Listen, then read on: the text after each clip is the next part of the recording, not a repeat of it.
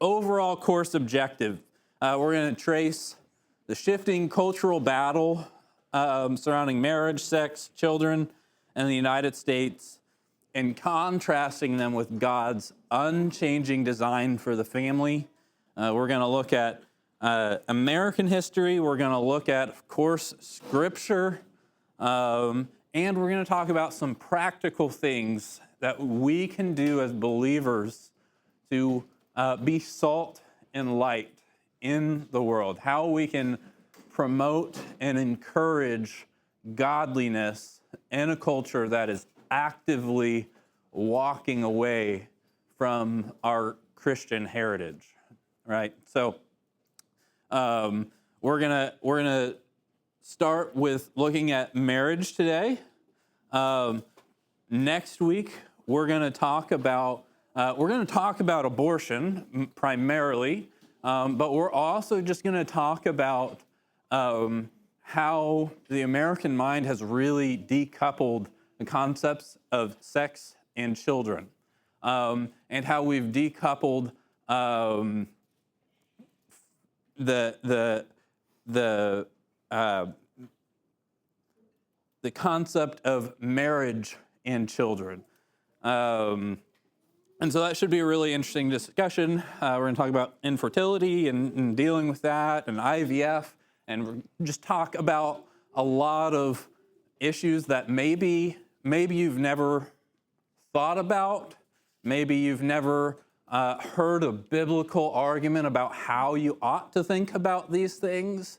And so hopefully this will be a helpful guide through that. We're going to talk about the sexual revolution and contraception, no-fault divorce. We're going to talk about family representation and how we've moved away from biblical family representation all the way from church government to actual state representation and things like that. And we're gonna talk about just the household economy, how historically families have thought of children as a net positive, an economic positive. Having more kids meant more prosperity, and in the last 150 years or so in America, we've really flipped that on its head and thought of children as more of a burden than a gain. And so we're going to talk about that.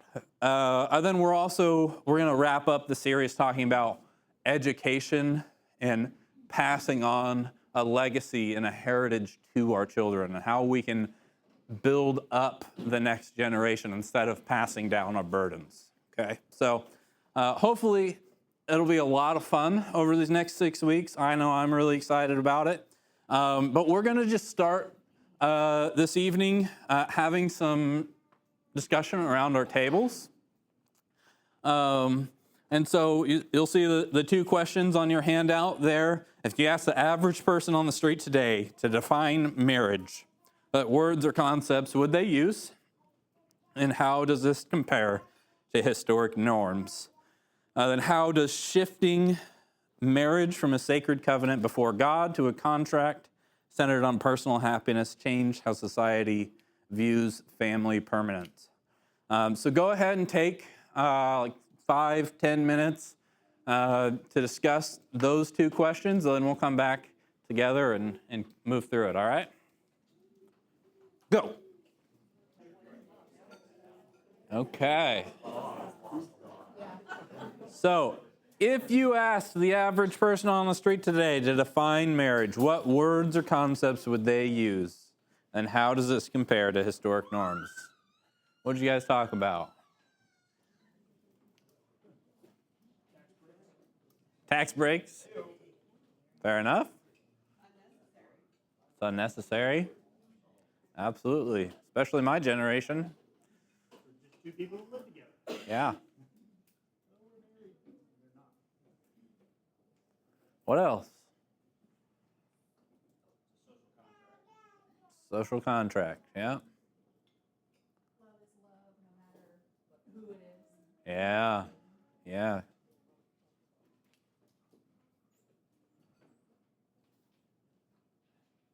So, how does that shift impact how we view the permanence of the family today? What's that? More divorce, yeah, for sure. If you're not happy, it's nothing holding you there, right? It leads to rapidly increased fatherlessness, right? That leads to abuse increasingly. We're going to talk about like no-fault divorce in a few weeks, but the argument was, well, people trapped in marriages are abused more often, but the data shows that women who aren't bound by marriage are abused way more often by a person that they're not married to. Yeah, there's a lot of negative consequences, right? And so what I want to do is spend some time really laying out the biblical blueprint for what is actually marriage. What does the Bible actually say about the nature of marriage? Because I don't know about you, but I've heard a lot of things about what marriage is. I've heard a lot of Christians talk about marriage between one man and one woman, but not often have I actually heard or seen somebody go to the scriptures and lay it out for me of where do we get all these ideas? Where do we get that sex is bound up in marriage? Where do we get that children are a part of marriage? Where does that actually come from in the scriptures? And so we're gonna start where everything starts, right? In Genesis chapter 1. So if you want to follow along with me in these couple of passages.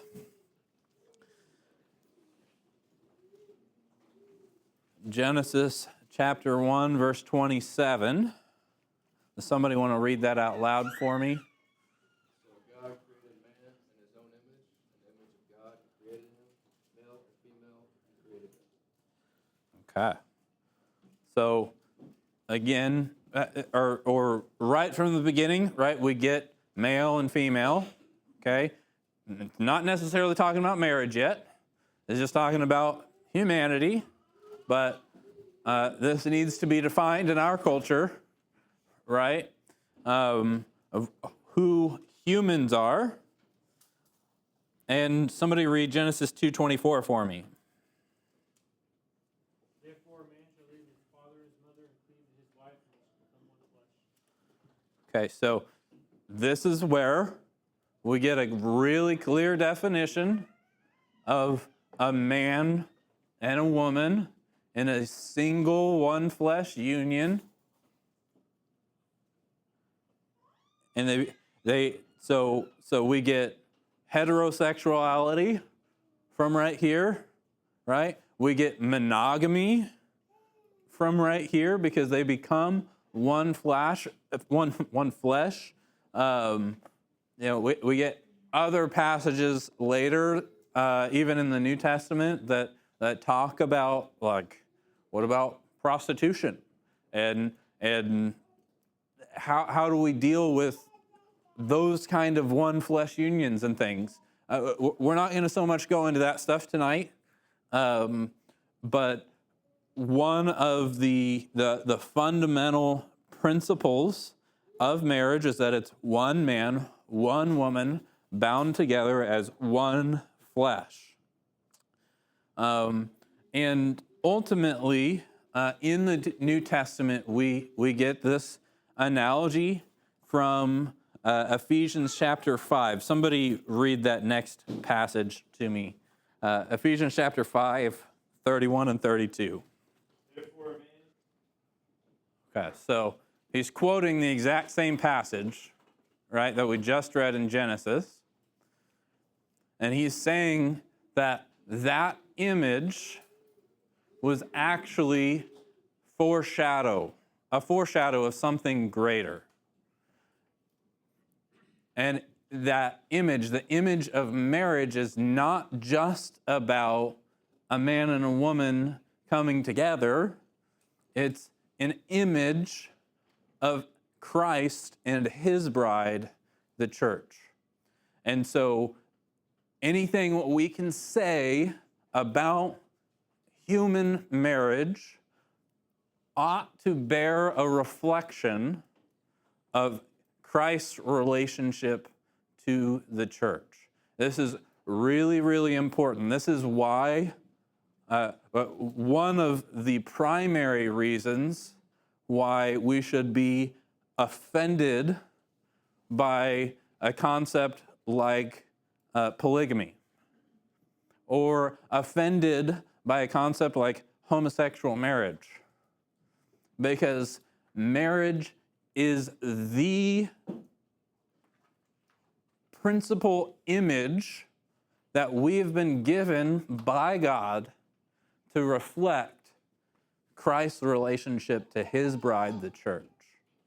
That's what Paul's saying in this passage. The mystery's profound. I'm saying that it refers to Christ and the church.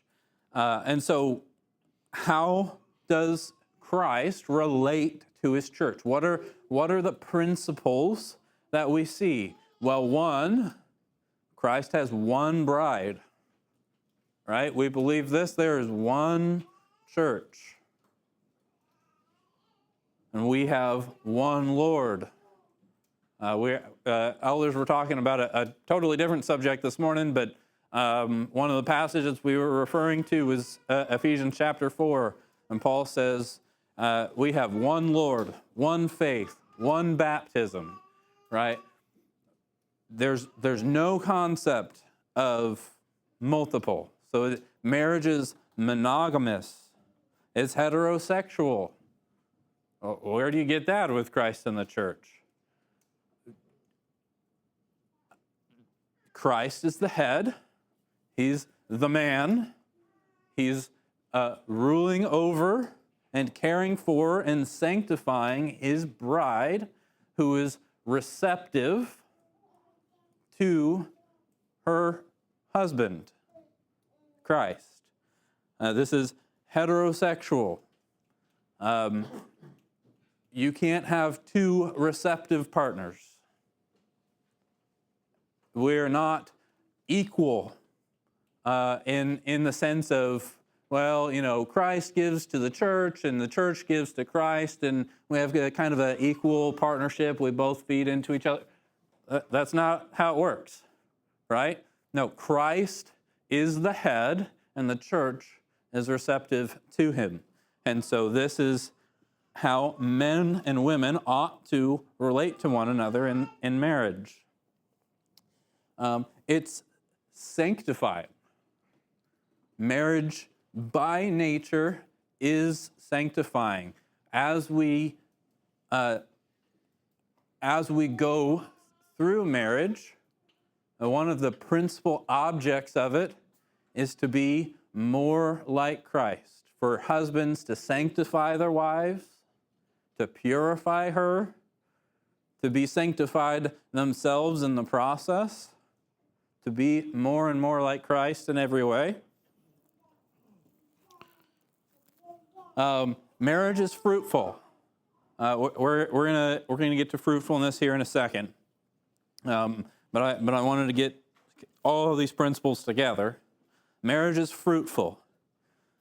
As I mentioned a moment ago, it's hierarchical. Christ is the head, and the husband is the head in a marriage. It is also complementary. in the sense that we both have different roles to play, right? Christ has a role to play in his marriage with the church, and the church has a role to play in its relationship to Christ, right? But they're different, very different in what they ought to do in that relationship. And so marriage is complementary. Okay? So, that's defining what marriage is. But what is a marriage for? And understand me. To understand a marriage is a thing, you can define it as heterosexual, monogamous, all those things.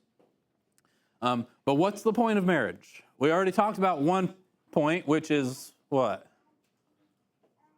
Somebody. What's Ephesians say? What's Ephesians say the point of marriage is? It's a representation of Jesus. To point us to Christ, right? To teach us about his relationship to the body, right? That's one of the fundamental principles of what marriage is for, okay? But he also, in Genesis, gives us a mandate. Somebody want to read Genesis 1:28 for me?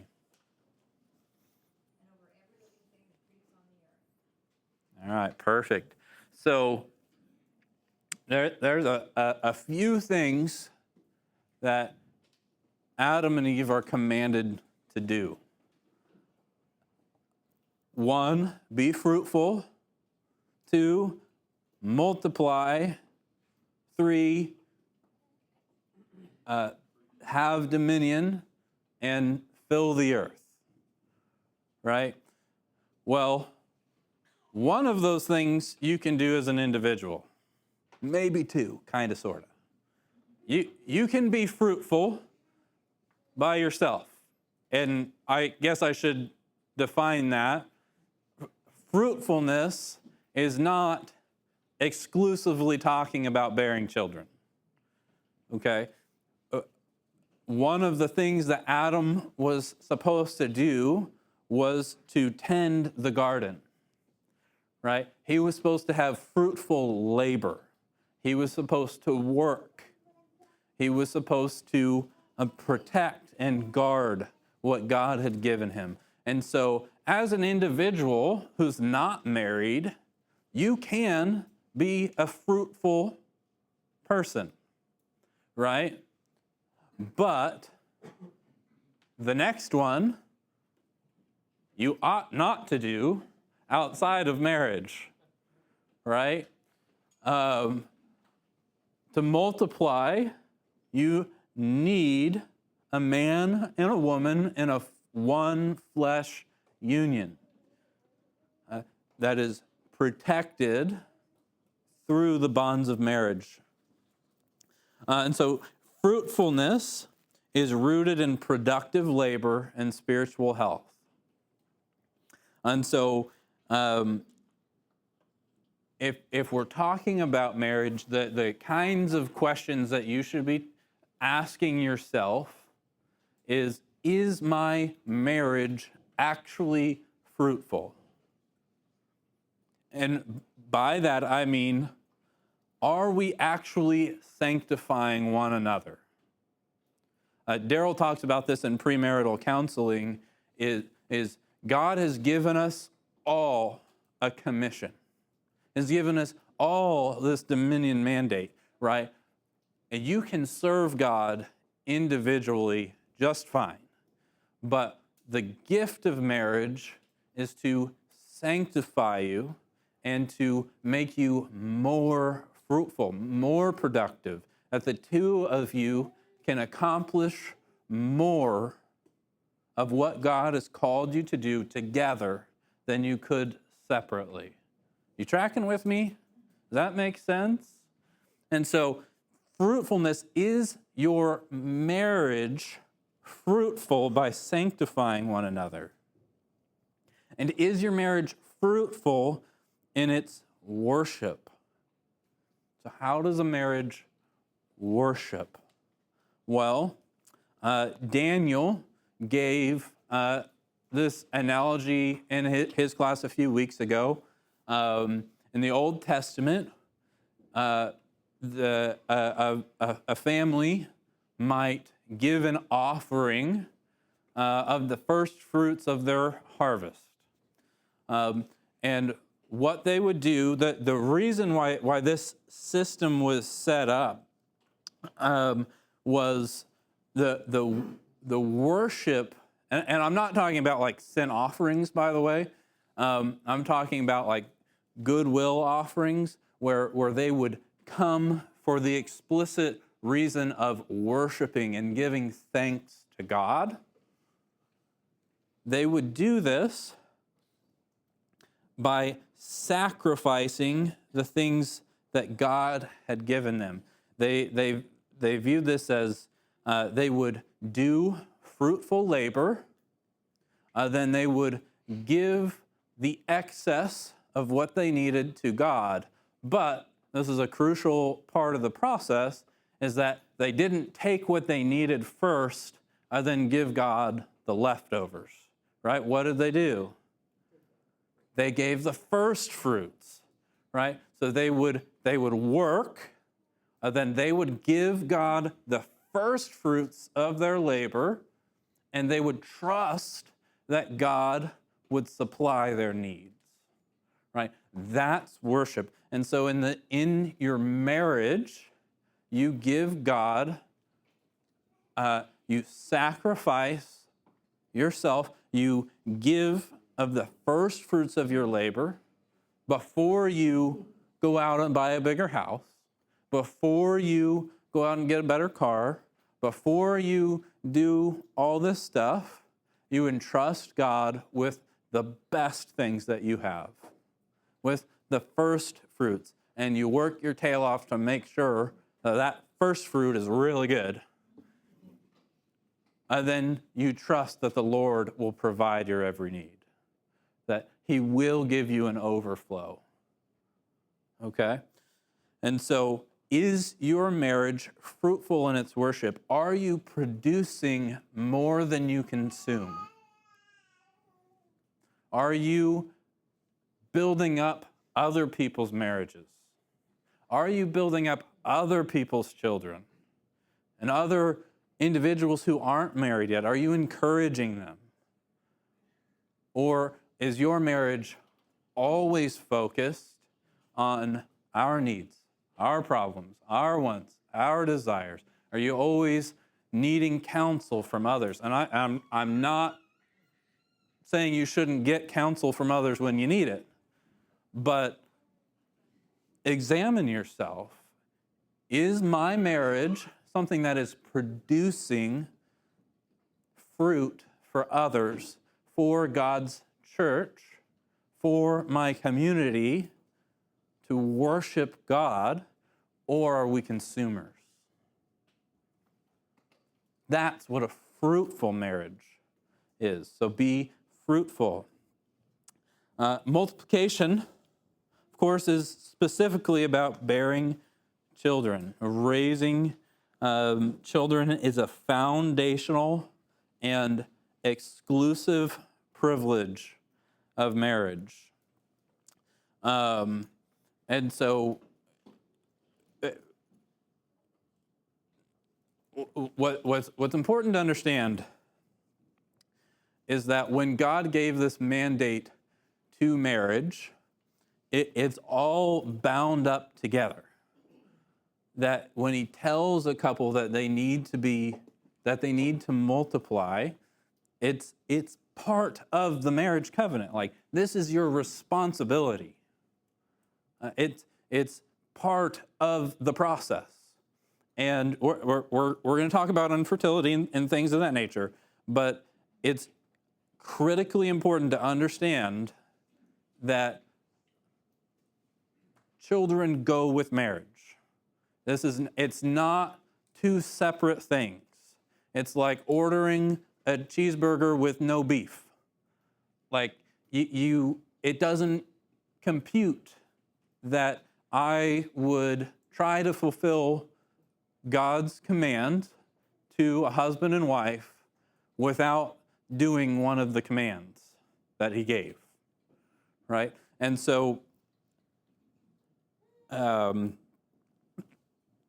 it's important that a marriage be open at least to bearing children.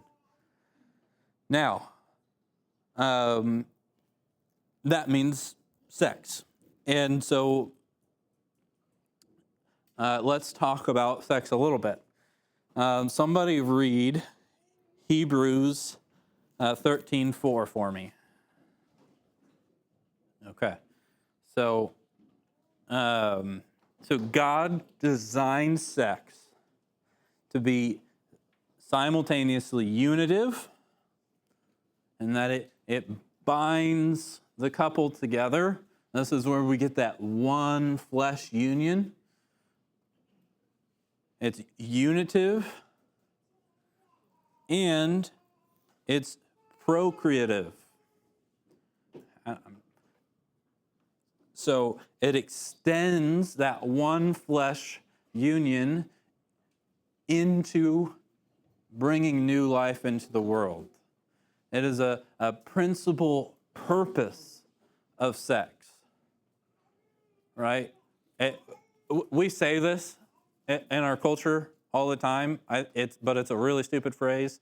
Oh, we accidentally got pregnant. Did you slip on a rug? Like, it was not an accident, okay? The problem is we don't associate sex with children, right? And we're going to talk about that in a later lesson. But sex, anytime we come to a passage in Scripture that is encouraging a married couple to have sex, to not neglect one another, right?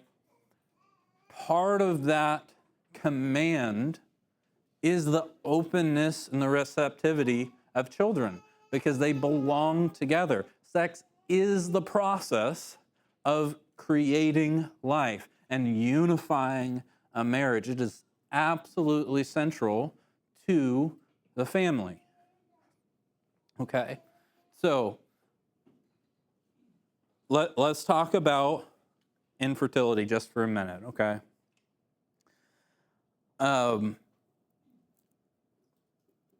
Somebody read Psalm 127, 3-5 for me. Lo, children are the heritage with the enemies in the gate. Okay.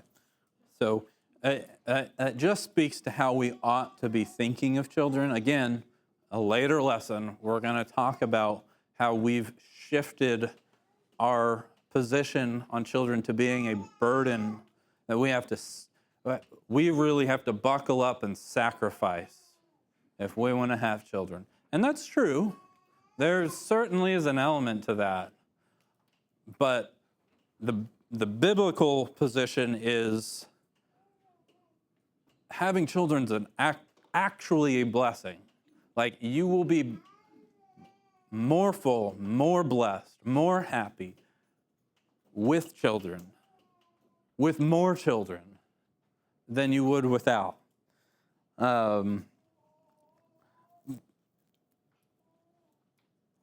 But the reality is we live in a fallen, sinful, decaying world. And unfortunately, some people struggle to conceive children. But even though we've been talking this whole time about children being a natural course of marriage, that sex and receptivity to children is a central core component of marriage, the reality is that some things are out of your control. And so it's important to note that there is no biblical mandate about sex or anything else that holds you liable for the outcome of your behavior. What you are held liable for is what you actually do, what you actually believe, what you actually think. And so, if you're in a marriage and you have sex and you're receptive to children and you can't have them, your marriage is no less legitimate. You're not in sin in any way. You're not lesser than anybody else who's having children. But the biblical standard is to do what God has commanded you to do and to trust God with the outcome of that. And so being receptive and open to children is the expectation, not actually having them. Are you tracking what I'm saying here? That God is not going to hold you accountable. Let's say you do everything in your power to share the gospel with somebody and they don't receive it. God is not going to come at you and say, "What are you doing?" You were obedient. You followed Christ's command. And so you're not liable for the outcome of that. It's God who saves, not you. Right? And it's the same thing with children. God gives children, not you. And there are many, many examples that we can look at, especially in the Old Testament, where godly women struggled with infertility, right? And we also, it's worth noting, see many examples where God does deliver a child to a woman who was infertile. And so we trust God with the outcome, but we act in obedience. That's the critical portion of marriage, is to act in obedience, trusting God that He will do what is in His will. Trusting Romans 8:28 says, we know that for those who love God, all things work together for good, for those who are called according to His purpose. And so I understand that dealing with this issue of not being able to have children is incredibly difficult and complex and heartbreaking and all the stuff that comes with that. But we must trust that God works all things together for good. And that's a promise we can stand on. It's a promise we must stand on. We got it? So we've covered the biblical definition of what marriage is and what marriage is for. It's to unify and to reproduce, right? These are two central elements of marriage. So we're going to shift a little bit and talk about how our culture has attempted to redefine both of those elements.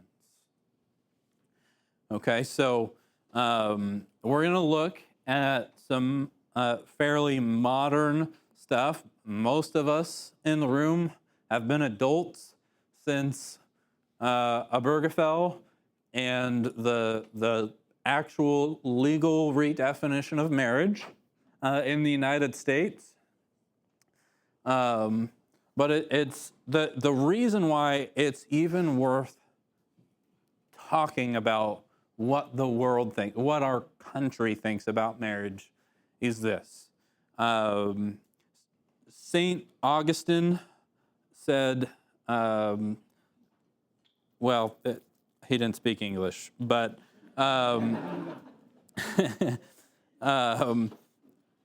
he said the law acts as a moral teacher to the public conscience. When we create laws, it instructs the next generation on what is right and wrong.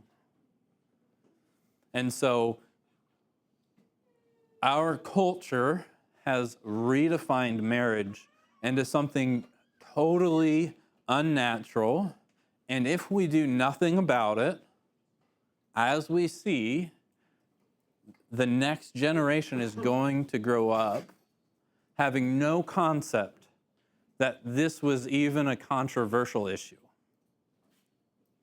right? Most of us in the room, with maybe the exception of this table, were here when this was like a hot button political issue on Fox News, right? And it was talked about in every presidential election. But that's old hat now.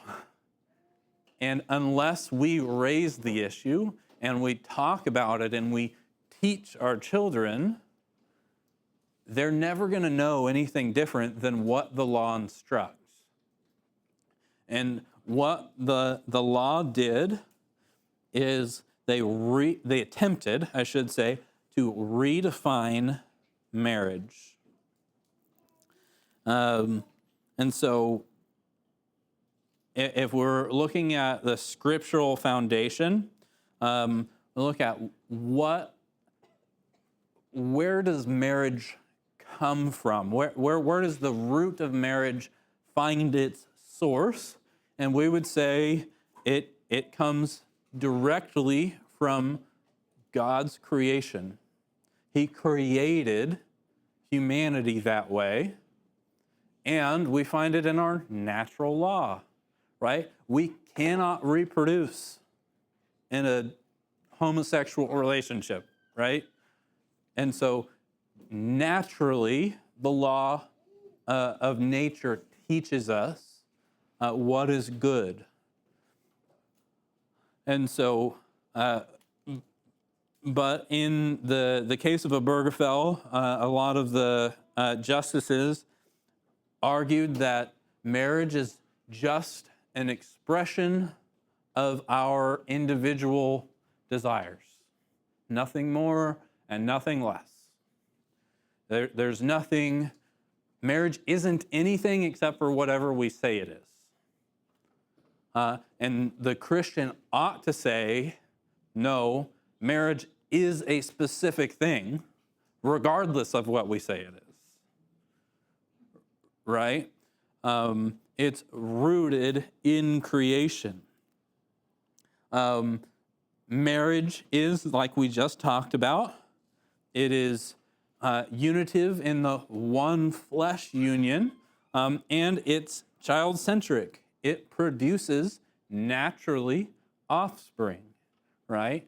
Not to say that there aren't exceptions and that marriages that can't produce children are illegitimate, but in an unfallen state where two people weren't affected by sin and deteriorating bodies, they would be able to produce children, right?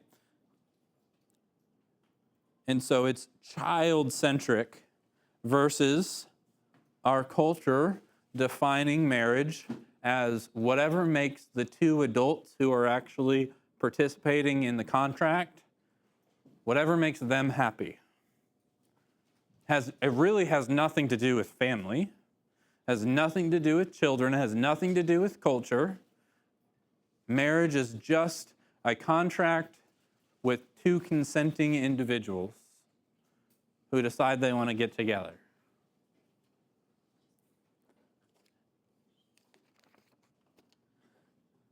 The structure is complementary according to Scripture. Biologically, it's complementary. but according to our country, it's gender neutral. It's interchangeable. It doesn't matter. Doesn't need to be any natural function of marriage because it's just about happiness, right? Marriage is also a public covenant according to Scripture. And I forgot to put this in my notes, but we ought to have this concept of the marriage covenant is actually not primarily between a husband and a wife. It's between a one flesh union of a man and a woman between them and God. That's the covenant that's happening, is between God and the couple. And secondarily, of course, it's between the man and the woman, but they're binding themselves together before God, right? And so that is why the church acts as, historically at least, the arbitrator of this, is we're representing God in this marriage covenant. But our culture doesn't believe in God. And so marriage is no longer a covenant between them and God. It's a contract between them and the state. That we're going to agree to live by the state's terms, and in exchange we'll get some tax benefits, and we get to call each other special names. Right? And so they're attempting to totally do something that's against the very foundational nature of what marriage is. It's not that the Christians have just defined marriage a certain way, and that our pagan neighbors have defined marriage a different way, and we just disagree on what the right definition is, right? No, marriage is a specific thing, regardless of what anybody says about it. And so our country has codified that, nope, marriage is not anything, it's whatever we say we want it to be. And that's the central heart of the problem, is that our country has taken upon itself the role of playing God, and that we get to define creation itself. Chief Justice John Roberts said this about the Obergefell decision in 2015. He said, "For all these millennia, across all those civilizations, marriage has referred to only one relationship, the union of a man and a woman, and it arose in the nature of things to meet a vital need, ensuring that children are conceived by a mother and a father committed to raising them in stable conditions of a lifelong relationship. Just who do we think we are?" Of course, he was the dissenting opinion. Unfortunately, they lost that case. And since then, our culture has gone even further into not only accepting the court's decision about it, but we've also codified it into law.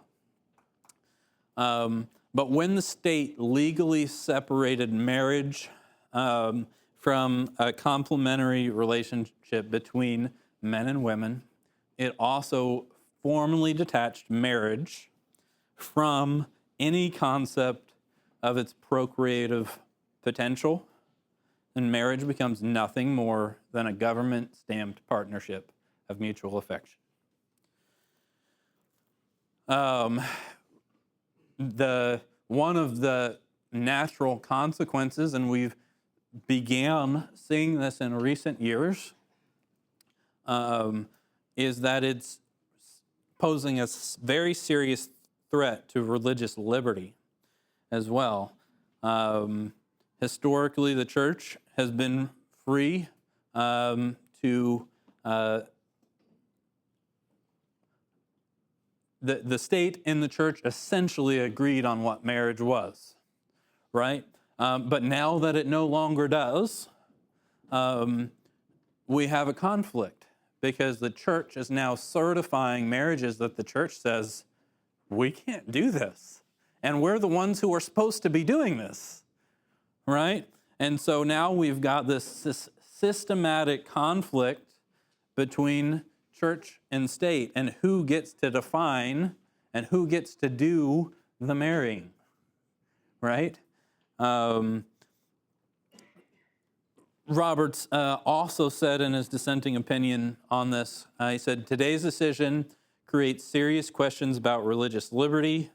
Hard questions arise when people of faith exercise religion in ways that may be seen to conflict with the new right to same-sex marriage.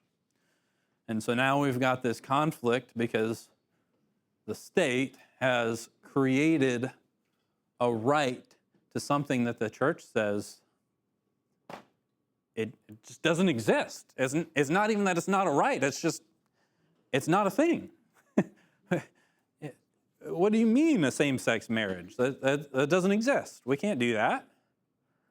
And so that's going to create and has already created some serious legal problems. So what we also see is that Obergefell was not the end game of our culture, right? We've seen this explode in the last 10, 15 years. The argument always was, leading up to Obergefell, is like, just what people do in their bedrooms, none of your business, right? That was the argument. Why does gay marriage affect you? Just don't do one, right? That was the argument. Then we discovered, oh, no, now we all have to cheer for it. And oh, it's not just gay marriage. It's, oh, well, no, I can literally marry whoever I want. And I can decide to be the other gender and get into a gay marriage, which is just really confusing. And all this stuff that just keeps going on and on and on because the target keeps shifting. Because the goal is to mar the image of God, right? We want to deny as much as possible this image that we talked about right at the beginning, that marriage is a reflection of Christ and the church. And so the more that we can spread mud over what marriage is, the better. And that's why we as Christians need to be very careful to defend this core foundational principle to our own society. And we saw, like I mentioned earlier, not only was this a court decision that allowed states to either affirm or deny gay marriage, they actually legislated it here just recently in 2022 when they passed the Respect for Marriage Act, which codified gay marriage as a civil right in all 50 states. And so now your state cannot, without defying the federal government, deny a homosexual marriage. One pastor said, when a society redefines marriage, it isn't broadening the institution, it's replacing it with an adult-centered contract. Our job is not political despair, but living out the truth, so faithfully and joyfully in our homes that the world can see the counterfeit for what it is. Okay, so we've got about 10 minutes left. I want you to read through these 3 questions and discuss them, but do it quickly because I do want to come back and talk about them when we're done, okay? All right, go for it.